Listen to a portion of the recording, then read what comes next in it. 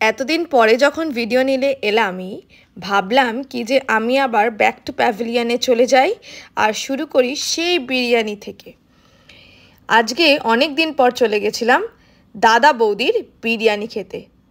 এখনকার দিনে একটু হলেও মোস্ট ভাইরাল প্লেস। ফার্স্টে গিয়েই আমার পরিবারের সব লোকরা মেনু দেখতে ব্যস্ত হয়ে পড়েছিল আর ওরা দিয়েছিলেন কমপ্লিমেন্টারি একটা ছোট্ট বটলে ড্রিঙ্কিং ওয়াটার।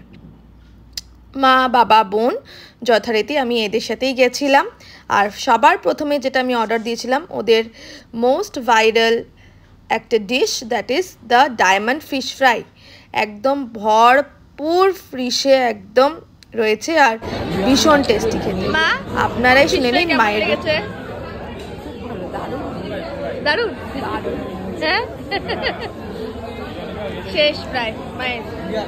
আর এরা সবাই গল্প করছে আর এরা শেষ। কেমন লেগেছে তোর?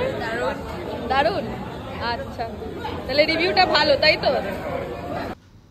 দেখে তো বুঝতেই পারছেন সবারই রিভিউ মোটামুটি খুবই ভালো। কন্ট্রোভার্সিয়াল প্লেস হলেও আমাদের কিন্তু ব্যাপক লেগেছে।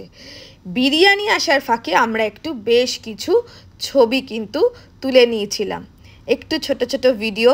ততক্ষণে আমরা সবার জন্য আলাদা আলাদা করে মাটন বিরিয়ানি আমরা অর্ডার দিয়েছিলাম।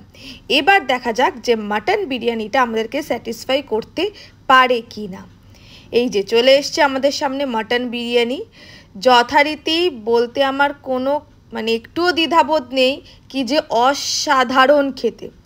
লোকে এত কন্ট্রোভার্সি করছে কিন্তু বিশ্বাস করুন টেস্ট জাস্ট অনবদ্য।